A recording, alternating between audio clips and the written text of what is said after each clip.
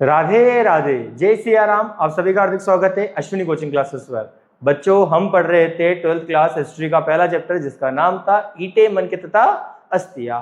हमने इस चैप्टर में यह पढ़ा था कि कैसे भारत में, जहां पर अभी तक कोई भी पूरा स्थल नहीं मिला था, पर 1920 में एक व्यक्ति द्वारा जिसका नाम था दयाराम साहनी, उसने एक हड़प्पा स्थल की खोज की। फिर हमने इसमें बहुत सारे स्थलों की, अन्य स्थलों की खोज की, जैसे मोहनजोदड़ो, उसके बारे में हमने पढ़ा था, जिसको मुर्दों को टीला कहते हैं। राखलदास बनर्जी ने 1922 में इसकी खोज की थी। नेतृत्व तो एक ही व्यक्ति करेगा, जॉन मार्शल। क्यों करेगा? क्योंकि वो कौन है? भारतीय पुरातत्व सर्वेक्षण विभाग का डायरेक्टर जनरल। ये हमने पढ़ा था। इसके बाद हमने ये देखा था कि किस प्रकार उसकी विशेषताएं क्या क्या थी, जल निकास प्रणाली क्या होती है, उसके विशाल स्नानागार क्या था, माल गोदाम क्या था, गृह स्थापत्य कला क्या थी। उसके बाद में हमने देखा था कि उपयोगी वस्तुएं क्या होती है और विलासिता की वस्तुएं क्या होती है। हमने दो पदार्थ भी पढ़े थे, एक तो था कार्नेलियन और एक था फेयोन्स। तो आप सबको चीजें याद रखनी है और आराम से आप इसको कवर कर सकते हैं अगर आप अपनी एनसीईआरटी की 12th क्लास की पुस्तक को पूरा कंप्लीट करते हैं। तो उस पुस्तक से ही मैंने ये नोट्स बनाए हैं, बिंदास। तो आप टेंशन मत लेना, ये आपके सामने किताब है, इसमें से ही छाट के मैंने आपकी चैप्टर का जो नोट्स है वो कवर किए हैं। आज हम इसका अगला पार्ट शुरू करेंगे। ये जो टॉपिक है इसका एंड रहेगा, इस पार्ट में इस चैप्टर को हम खत्म कर देंगे। तो देखते हैं हमने कहां तक पढ़ा था। हमने यहां तक पढ़ लिया था, आखिरी ये चीज थी कि हमने उत्पादन केंद्रों की पहचान की थी। उत्पादन केंद्र होते क्या है?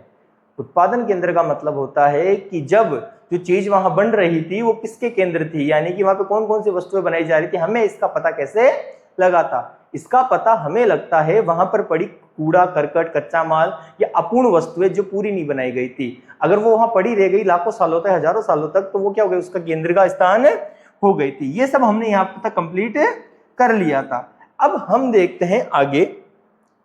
आज का जो टॉपिक है बच्चों वो है माल प्राप्त करने के तरीके। देखो, हड़प्पा सभ्यता जरूरी नहीं कि एक ही सभ्यता हो, उस सभ्यता का अन्य सभ्यताओं के साथ भी जुड़ा हो सकता है कहीं ना कहीं। जैसे तुम करते हो, जिसको बोलते हैं हम परिवहन, हम जिसको बोलते हैं परिवहन, उसमें परिवहन करते क्यों है? इसको बढ़ाने के लिए, व्यापार को बढ़ावा देने के लिए हम परिवहन करते हैं। इसी के तहत हम ये समझ सकते हैं कि हड़प्पा सभ्यता में भी लोग क्या करते थे? व्यापार करते थे। तो इस व्यापार को प्राप्त करने के लिए बच्चों को पहले क्या करते थे? माल प्राप्त करते थे। अब माल का मतलब क्या हुआ? वो जो मनके बना रहे थे, चाहे वो मृतभांड बना रहे थे या दुर्लभ वस्तुएं बना रहे थे, उसको कच्चा माल चाहिए होगा। कच्चा माल का मतलब होता है जिससे पक्का माल बनेगा, रॉ मटेरियल। अब वो लाने के लिए अलग अलग क्षेत्रों में जाते थे। वो कहां से प्राप्त करते थे, अभी चैप्टर में समझेंगे। कहते हैं नागेश्वर एवं बालाकोट में शंख के लिए बस्ती स्थापित करना, यानी कि शंख बनाने के लिए उन्होंने बस्तियां स्थापित की थी। कहां पर? नागेश्वर और बालाकोट के अंदर। ये जगह आपको याद रखनी है। शोरतुगई, शोरतुगई बच्चों अफगानिस्तान के अंदर एक जगह है जहां पर कीमती नीले रंग के लाजवर्द मणि के स्रोत के निकट था, यानी कीमती नीला मणि मिलता था। अगर आपने मूवी देखी होगी मोहनजोदड़ो, उसके अंदर वो नीला कलर कुछ बेचता था, वही क्या थी? वो लाजवर्द मणि थी। लोथल, लोथल क्या बच्चों? कार्नेलियन के स्रोत गुजरात और बड़ौच में मिले हैं। ये जो लोथल है गुजरात का एक एरिया है बच्चों, जहां पर कार्नेलियन जो पत्थर था, दुर्लभ पत्थर था, जो मैंने आपको बताई थी, एक पदार्थ था जिससे अलग अलग वो बोलते हैं ना विलासिता की वस्तु बनाई जाती थी, वो वाला। अब देखो सेलखड़ी, मैंने आपको पहले बोला था दक्षिण राजस्थान तथा उत्तरी गुजरात में सबसे फेमस चीज जो पत्थर था वो कौन सा था? सेलखड़ी था। सेलखड़ी आपको याद रखना बच्चों, वो क्या होता है? थोड़ा सा मुलायम होता है। धातु स्रोत, यानी धातुएं कहां से मिली? अधिकतर धातुएं में राजस्थान वाले एरिया में मिली थी, क्योंकि राजस्थान है बच्चों, उसको क्या बोलते हैं? खनिजों का अजायबघर कहा जाता है। आगे देखो कच्चा माल, कच्चा माल के लिए राजस्थान में आते थे। वहां पर एक जगह थी खेतड़ी, खेतड़ी को बोलते हैं बच्चों तांबा। तांबा मतलब मैंने ये नहीं बोला तांबा इस खेतड़ी को बोलते, तांबा का मतलब हो गया यहाँ पर खेतड़ी में तांबा अधिक मात्रा में पाया जाता था। इसलिए हड़प्पा सभ्यता के लोग राजस्थान वाले एरिया में आते थे, क्या लेने के लिए? तांबा लेने के लिए आते थे। सोना कहाँ मिलता था? दक्षिण भारत में मिलता था। नोट, आपको ये चीज याद रखनी है, खेतड़ी क्षेत्र में मिले साक्ष्यों को पुरातत्वविदों ने गणेश्वर जोधपुरा संस्कृति का नाम दिया है। यानी कि खेतड़ी जो एरिया था जहाँ पे तांबा ज्यादा मिलता था, वहां पर जो भी अवशेष मिले हैं उसके बाद जो पुरानी वस्तुओं को खोजबीन करते थे, यानी पुरातत्वविद, साइंटिस्ट वगैरह जो वैज्ञानिक थे, उन्होंने इसको एक नई संस्कृति का नाम दिया। उस संस्कृति का नाम क्या था? गणेश्वर जोधपुरा संस्कृति। तो ये आपके लिए इंपॉर्टेंट फैक्ट है, आपको याद रखना 12th के लिए। तांबे के साक्ष्य, ओमान अरब प्रायद्वीप के दक्षिणी पूर्वी छोर पर स्थित था, यानी कि ओमान जो अरब प्रायद्वीप है उसके दक्षिणी पूर्वी छोर पर स्थित एक जगह है जहां पर तांबा मिलता था। मेसोपोटामिया के लेख, जिसमें मगान का मतलब होता है ओमान के लिए प्रयुक्त एक नाम, यानी कि मेसोपोटामिया का जो लेप था, एंड जो लेख मिला था हमें उसकी जो एक लिपि वगैरह जो बोलता है ना लिखावट थी वो हमने पढ़ना सीख चुके थे। तो मेसोपोटामिया के एक शब्द आता है बच्चों मगान। मगान मतलब क्या होता है? ओमान के लिए। ओमान क्या था? जहां पर तांबे के साक्ष्य ज्यादा मिले हैं। कहां पर? अरब प्रायद्वीप में, ठीक है ना। अब एक आए दिलमुन। दिलमुन का मतलब होता है बच्चों बहरीन द्वीप के लिए प्रयुक्त शब्द था। और मेलवा किसको बोलते थे? हड़प्पाई क्षेत्र के लोगों को मेलवा कहा जाता था। इसलिए एमसीक्यू के अंदर ये सवाल आ सकता है कि मेलवा शब्द किन लोगों को इंगित करता है, ये किन लोगों के लिए प्रयुक्त किया गया था? हड़प्पाई क्षेत्रों के लोगों के लिए। एक विशिष्ट प्रकार का पात्र मिला जिसे हड़प्पाई मृतबान कहते थे, जिसके ऊपर काली मिट्टी की परत चढ़ाई जाती थी, ओमानी स्थलों से प्राप्त हुआ। इसका कारण ये मतलब क्या कह रहा है? अब ये समझ सकते हैं जब व्यापार होता था तो ये कहा जा सकता है कि व्यापार के समय में यहाँ से हड़प्पा क्षेत्र के जो लोग थे अफगानिस्तान या ओमान वाले एरिया में अपना सामान लेके जाते थे और अपना सामान उनको देते थे और उनसे सामान लेते थे। इस प्रणाली को हम क्या बोलते हैं? हम सब जानते हैं इस प्रणाली को बोलते हैं वस्तु विनिमय। ये वस्तु विनिमय प्रणाली आप सभी शुरुआत से जानते पढ़ते हुए हो, तो ये वही है। पात्र के बदले ओमानी तांबा प्राप्त किया जाता था, यानी कि उन्हें पात्र दे दिए जाते थे, यानी मृतमान जो बर्तन वगैरह थे, ये मोहरे थे, मनके थे, दे देते थे और उनसे ओमानी तांबा यानी कि वहां से तांबा ले लेते थे। तो आपके लिए चीजें इंपॉर्टेंट है, इसको आप याद रखना और ये आपके एमसीक्यू बेस्ड क्वेश्चन में आ सकती है, इसको आप अच्छे से नोट करो। अब आगे देखते हैं कि जो मोहरे थी उसमें मुद्रांकन का प्रयोग क्यों किया जाता था? ये जो मोहरे बनाई गई थी उसका कार्य क्या था? हमने सब ये जानते हैं कि जो मोहर होती थी उसका मतलब होता है सील, यानी कि एक तरह का थप्पा, स्टैंप जो किसी वस्तु को ऊपर लगाया जाता है। अब समझते इसका क्या है। मोहर का जो उपयोग था बच्चों, मोहर और मुद्रांकन का प्रयोग लंबी दूरी के संपर्कों को आसान बनाने के लिए किया जाता था। प्रक्रिया क्या थी? सामान से भरे थैलों के मुख को रस्सी से बांधकर उसकी गांठ पर गीली मिट्टी लगा दी जाती थी और मोहर से दबाकर छाप डाल दी जाती थी।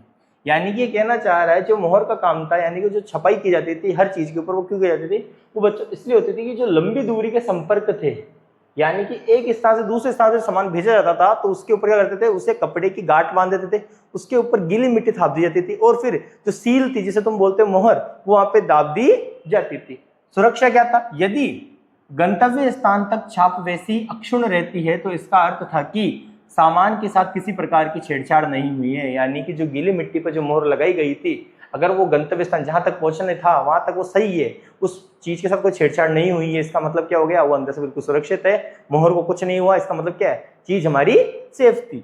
अब आगे समझो पहचान कैसे होती थी। मुद्रांकन से प्रेषक यानी भेजने वाले सेंडर की पहचान होती थी, यानी जो सील के ऊपर जो भी चित्र था जानवर का, कोई भी चिन्ह था, उससे जो भेजने वाला था उसकी पहचान हो जाती थी। लिपि क्या थी उसको समझते हैं। वहां की लिपि अभी भी जो थी वो रहस्यमयी थी। स्थिति क्या थी? हड़प्पाई लिपि एक प्राचीन सूचना पट है जिसे आज तक पढ़ा नहीं जा सका है, यानी हड़प्पाई लिपि को अभी तक जो भी हमें सामान मिला, जो भी लिपियां मिली, अभी तक नहीं पढ़ सकते अपन। चिन्ह क्या थे? हड़प्पाई मोहरों में एक पंक्ति में लिखे चिन्ह संभवतः मालिक के नाम व पदवी को दर्शाते हैं। यानी हड़प्पाई लिपि जो भी थी, हमें मोहर मिली थी हड़प्पा के अंदर, उसमें एक पंक्ति में लिखे जो भी चिन्ह थे या लिपि थी जो भी कहते हैं, उसके जो नाम थे वो मालिक के नाम को दर्शाते हैं या क्या उसकी पदवी यानी उसकी पोस्ट को दर्शाते होंगे। चित्र क्या है? मोहर पर बना चित्र आमतौर पर जानकार का अनपढ़ लोगों के लिए सांकेतिक रूप से एक इसका अर्थ बताता था। यानी कि चित्र क्यों बनाते थे मोहर पर? यानी कि जो अनपढ़ लोग थे उस समय के, उनके लिए लिपि पढ़ना आसान नहीं होगा शायद, तो वहां पर वो चित्र देख के पता लगा सकते थे कि ये इस व्यक्ति द्वारा भेजा गया है। आकार। अधिकांश अभिलेख संक्षिप्त है। सबसे लंबे अभिलेख में कितने चिन्ह है? 26 चिन्ह, यानी अधिकांश अभिलेख संक्षिप्त थे और सबसे जो बोला गया ना सबसे लंबे अभिलेख में कितने चिन्ह मिले? 26। तो ये आपके लिए एक इंपॉर्टेंट फैक्ट है। आगे देखो विशेषता क्या थी? हड़प्पाई लिपि वर्णमाला नहीं है क्योंकि इससे चिन्हों की संख्या बहुत अधिक है, लगभग 375 से 400। वर्णमाला का अर्थ होता है बच्चों स्वर एवं व्यंजन के चिन्हों वाली लिपि। अब ये जो वर्णमाला का मतलब हो गया कि उस लिपि में व्यंजन और स्वरों का प्रयोग नहीं किया गया है, वहां पर अधिकतर जो चिन्ह थे वो किसके हैं? वो चिन्ह थे अजीब, मतलब मान लो जानवरों वगैरह कहते हैं, तो कितने चिन्ह मिले? 375 से 400 तक। अब एक चीज हो रहा है तो दिशा। हड़प्पाई लिपि दाई से बाई ओर लिखी जाती थी, ये आपके लिए इंपॉर्टेंट है। जो हड़प्पाई लिपि थी वो दाई से बाई ओर लिखी जाती थी। इसका प्रमाण ये है कि दाई ओर चौड़ा अंतराल था, बाई ओर संकुचित अंतराल दिखाई देता है। यानी कि बाई ओर जो तुम्हारा होता है पेज की तरफ एक एरिया छोटा हुआ रहता है, इसको तुम लाइन से नंबर लिखते हो वगैरह वगैरह, वो एरिया इसकी तरफ किस तरफ? दाई ओर ज्यादा छोड़ा हुआ था, यानी ये वाला हम कहता ना ये पेज है, ऐसे। ये जो एरिया था ये दाई तरफ ज्यादा छोड़ा होता है, इसका मतलब ये दाई से बाई तरफ लिखते थे। अब इसे आगे देखो, एक चीज बाकी है, लिखावट। लिखावट क्या कहती, मोहरों पर की जाती थी, तांबे के औजारों पर की जाती थी, मर्तबानों के अक्ष यानी उसके तट पर की जाती थी, और आभूषणों पर वहां पे लिखावट की जाती थी। जैसे हमें पता लगा कि लिपि और ये रहस्यमयी अभी तक, ठीक है, इसे नोट करो। अब हमने जब पढ़ा था कि जब हम पत्थर पढ़ रहे थे उस समय मोहर का जो पत्थर था वो था सेलकड़ी। अब हम पढ़ेंगे बाट। बाट का मतलब होता है बच्चा वजन तोलने वाली चीज, जो उसको क्या कहेंगे, बाट कहेंगे। वो क्या थी, देखो बाट। बाट चट नामक पत्थर से निर्मित होती थी, घनाकार आकृति से निर्मित थे। इन बाटों के निचले मानदंड द्विआधारी होते थे, यानी कि 1, 2, 4, 8, 16, 32, और ऊपरी मानदंड दशमलव प्रणाली का अनुसरण करते थे। छोटे बाटों का प्रयोग आभूषणों तथा मनकों को तोलने के लिए किया जाता था। धातु के बने तराजू के पलड़े भी मिले हैं। अब ये जो टॉपिक है ये आपके लिए थोड़ा सा इंपॉर्टेंट है। अब मैं आपको इसका पहला सवाल बता दूं कि जो बाट होते हैं वो किस पत्थर से बनते हैं, चट पत्थर से बनते हैं। इसी की तरह मैंने तुम्हें एक बात बोली थी, जो तुम्हारी मोहर है, मोहर किस पत्थर से बनेगी, सेलखड़ी। एक चीज समझो कि अगर मोहर सेलखड़ी पत्थर से बन रही है, और सेलखड़ी पत्थर की विशेषता क्या है, सेलखड़ी जो पत्थर होता था वो क्या होता था, मुलायम होता था। तो चट पत्थर कठोर होगा, और बाट किससे बनते थे, इस पत्थर से। उसका नाम क्या है, चट नामक पत्थर से बनते थे। ये घनाकार आकृति के होते थे। अब ये बोल रहे हैं कि जो बाट थे इनके जो निचला मानदंड था द्विआधारी था। द्विआधारी का मतलब होता है बच्चों, संख्या 1 से शुरू होगी, 1, फिर आएगा 2, फिर 2 के बाद 3 नहीं आएगा, सीधा 4 आएगी, डबल होती रहेगी। क्या होती रहेगी, डबल। द्विआधारी का मतलब क्या, डबल। देखो 1, 2, फिर सीधा 4, फिर 8, फिर 16, फिर 32। ऊपरी मानदंड दशमलव प्रणाली का अनुसरण करते थे, यानी कि वो 10 से गुणा होते थे। यानी सबसे छोटी संख्या जो 2 डिजिट की वो कौन सी थी, 16 थी। इसलिए 10 इंटू क्या करते थे, वो 16 करते थे। कितना आएगा, 160। वो इसी का प्रयोग करते थे मतलब मापने के लिए, तोलने के लिए, ठीक है। आगे देखो, प्रासाद तथा आशासक। पुरातत्वविदों ने मोहनजोदड़ो के एक विशाल भवन को प्रासाद की संख्या दी थी, किंतु इससे संबंधित कोई भव्य वस्तु नहीं मिली है। मोहनजोदड़ो में विशाल भवन मिला था, इसे किसकी संख्या दी गई है, प्रासाद की। एक पत्थर की मूर्ति को पुरोहित राजा की संज्ञा दी गई थी। ऐसा इसलिए क्योंकि पुरातत्वविद मेसोपोटामिया के इतिहास तथा वहां के पुरोहित राजाओं से परिचित थे। यानी यहाँ पर हमें एक पुरोहित राजा की मूर्ति मिली। देखो वो फोटो में भी लगाया नहीं था, शायद मेरे को मिली नहीं है, मैंने डाउनलोड करना भूल गया होगा। वो एक तरह से हमारे नरेंद्र मोदी की तरह दिखती है, तो आप किताब में देख सकते हो, उनकी तरह से थे। क्योंकि मेसोपोटामिया में हमें भी वहां पे क्या मिले थे, पुरोहित राजा मिले थे। तो हम कह सकते हैं कि आज के जो नरेंद्र मोदी थे वो हड़प्पा सभ्यता में क्या हो सकते हैं, पुरोहित राजा हो सकते हैं, ठीक है। नोट, मेसोपोटामिया की किलाकार। अब देखो मेसोपोटामिया की लिपि को किलाकार भी बोलते हैं और किलाक्षर लिपि भी बोलते हैं, ये पढ़ी जा चुकी है। तो ये आपके लिए इंपॉर्टेंट है कि मेसोपोटामिया की लिपि का नाम क्या है। आप चाहे ये बोलो चाहे ये बोलो, दोनों बात एक ही। इसको पढ़ चुके हैं अभी तक जो साइंटिस्ट है, उन्होंने इसको पढ़ लिया है, ठीक है। इसको उतारा अच्छे से। अब हम समझेंगे कि जो हड़प्पा सभ्यता थी, इतनी विकसित होने के बाद में भी, यानी इतना कुछ करने के बाद जो आज के लोग नहीं कर पाए, यानी कि मैं कहना चाहता हूं कि इतना नियोजन यानी कि प्लानिंग करके बनाने के बाद भी वो हड़प्पा सभ्यता का अंत कैसे हुआ, वो लोग कहाँ गए, उस सभ्यता के अवशेष हमें कैसे मिले, क्या कारण था कि इतने डेवलप होने के बाद भी वो खत्म हो गए थे। तो हम उसी का टॉपिक पढ़ेंगे, हड़प्पा सभ्यता का अंत। 1800 ईसा पूर्व में चोलिस्तान, याद रखना बच्चों, जैसे कि थार का रेगिस्तान है, वो कहाँ पर है, भारत में है। वैसे चोलिस्तान कहाँ पर है, पाकिस्तान में। चोलिस्तान का मतलब क्या होता है, तुम जैसे थार का रेगिस्तान कहते हो जो भारत में, उसे ही पाकिस्तान क्या बोलते, चोलिस्तान बोलता है, जिम नाम है उन्हीं की तरह। जैसे अधिकांश विकसित हड़प्पा क्षेत्रों को त्याग दिया गया था, और साथ ही गुजरात, हरियाणा, पश्चिम यूपी की नई बस्तियों की आबादी बढ़ने लगी थी। अब लोगों ने चोलिस्तान वाले एरिया जहां पर हड़प्पा संस्कृति थी वहां से पलायन करना शुरू कर दिया था, यानी उस एरिया को छोड़ना शुरू कर दिया था। क्यों, कारण क्या था, वो कारण बहुत सारे हो सकते हैं, जलवायु परिवर्तन हो, पानी की कमी। अब वो भारत के एरिया में आने लग गए थे। वो क्या था, गुजरात, हरियाणा और पश्चिम यूपी में।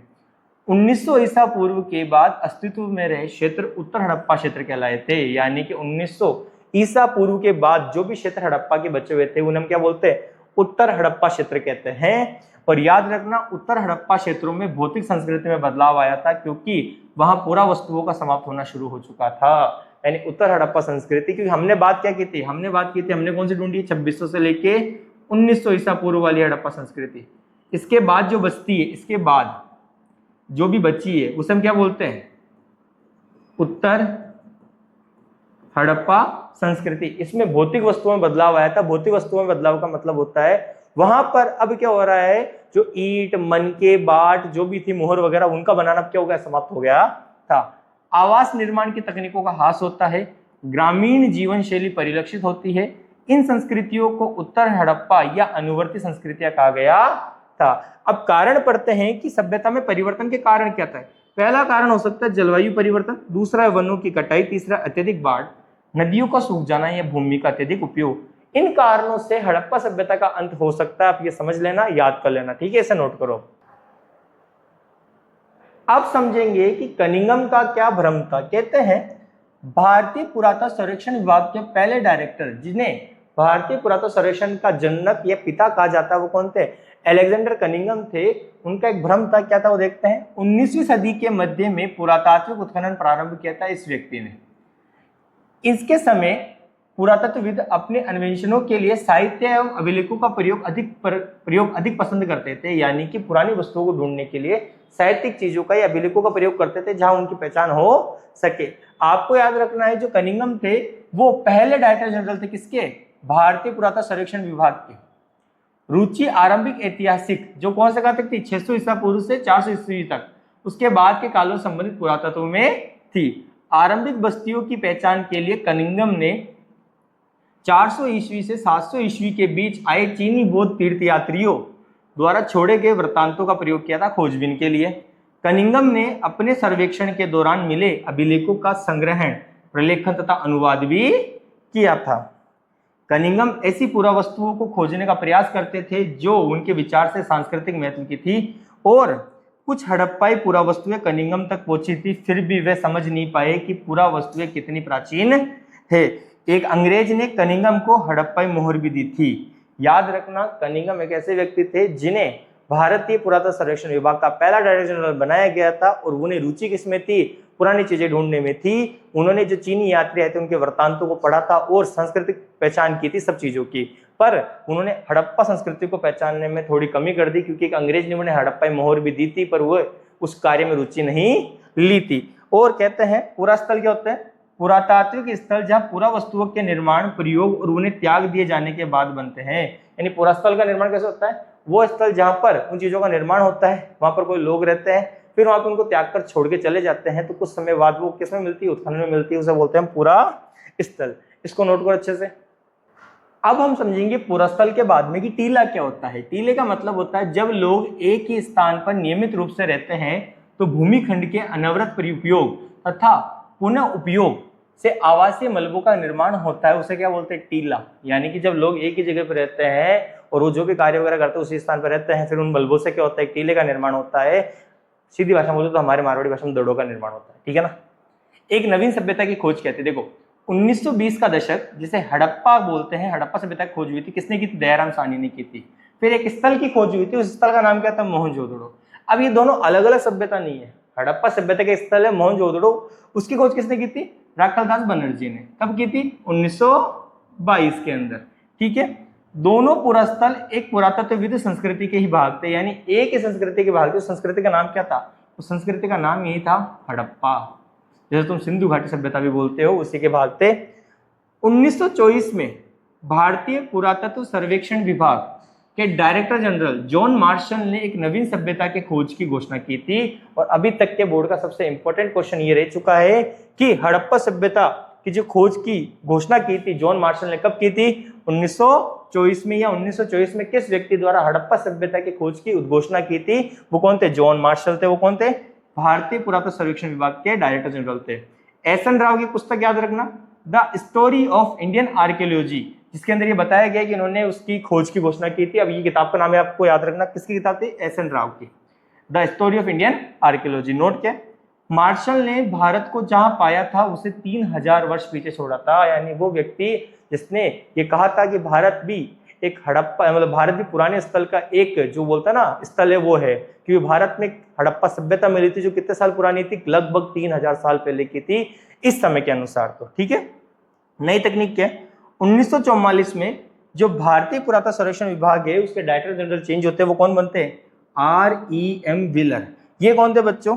व्हीलर ने मार्शल द्वारा की गई समस्या का निदान करते हुए पहचाना कि एक समान क्षैतिज इकाइयों के आधार पर खुदाई की बजाय टीले स्तर विन्यास का अनुसरण करना अधिक आवश्यक है। यानी लेवल से हटाओ, टीले के अनुसार खुदाई करो। ये कौन थे? R.E.M. व्हीलर, जो भारतीय पुरातत्व सर्वेक्षण विभाग के डायरेक्टर जनरल बने थे। कब बने थे?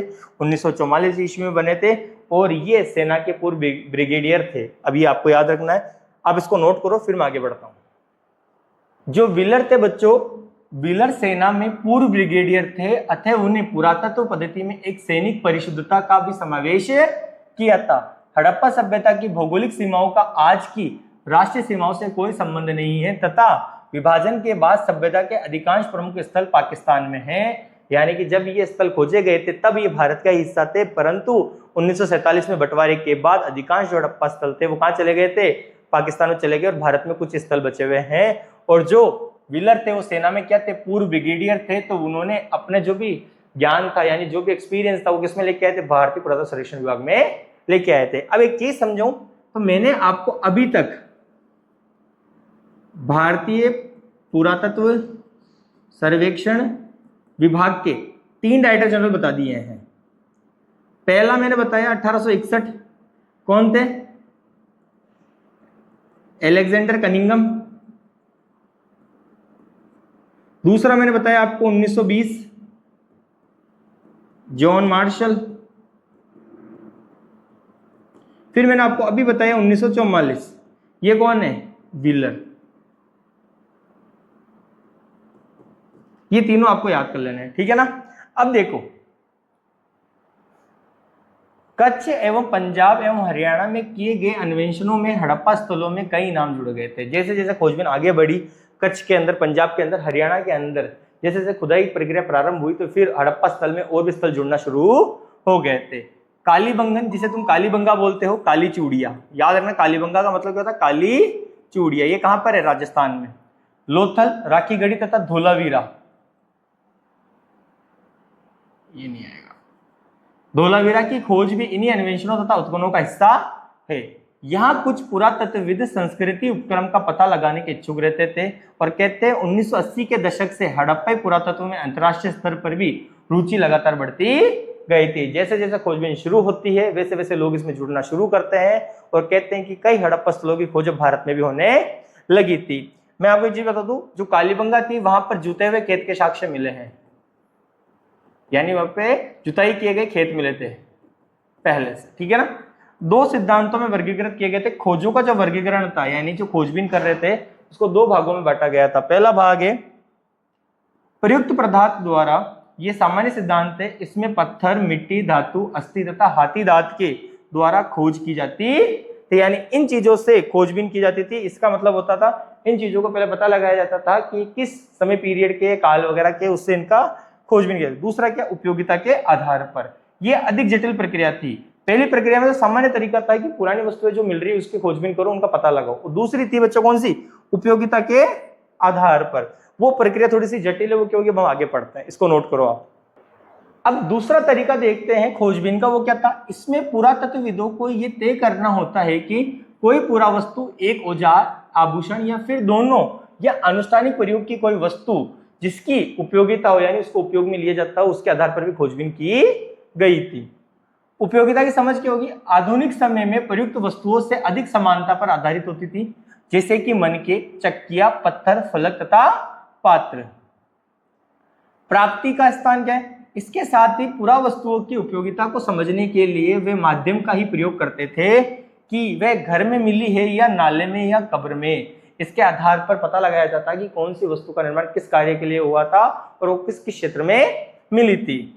अप्रत्यक्ष साक्ष्यों का सहारा लेकर भी हमने उत्खनन प्रारंभ किया था। जैसे कि कुछ हड़प्पा स्थलों में कपास के टुकड़े मिले हैं, पर पहनावे के विषय में जानने के लिए अप्रत्यक्ष साक्ष्यों, जिससे कि मूर्तियों के चित्रण पर निर्भर रहना पड़ता है। हमें भले ही वहां पर कपास के टुकड़े मिले हो, कुछ साक्ष्य मिले थे, पर वहां पर जो पहनावा था वो उससे मिलता जुलता नहीं है। पर हमें किसमें मिले बच्चों? मूर्तियों के चित्रण पर निर्भर रहना पड़ता है। संदर्भों की रूपरेखा द्वारा हड़प्पाई मोहर को तब तक नहीं समझा जा सका जब तक कि उसके समझने के लिए सही संदर्भ नहीं मिला। यानी हमने हड़प्पाई मोहर को तब तक समझा ही नहीं था जब तक उसका उपयोग ही पता नहीं चला था। हमें तब उपयोग पता लगा कि वो एक तरह की सील है। जब हमें उसका मतलब पता लगा तो हमने उसके बारे में और जाना था। अन्य तथ्य क्या है? पत्थर की शंक्वाकार वस्तुएं मिली जिन्हें लिंग कहते थे। बीसी का मतलब होता है बच्चों ईसा पूर्व, यानी बिफोर क्राइस्ट। एडी का मतलब होता है ईसा मसीह के जन्म के वर्ष यानी उसके बाद में एनो डोमिनी, और बीपी का मतलब होता है आज से पहले यानी बिफोर प्रेजेंट। ये एक विशाल भवन मिला है जिसकी लंबाई कितना था 70 मीटर और चौड़ाई कितनी थी 24 मीटर, और मोहरों की संख्या कितनी थी बच्चों वहां पर 600 मोहरों की संख्या थी। ये आपको तथ्य याद रखने, इसको नोट करो।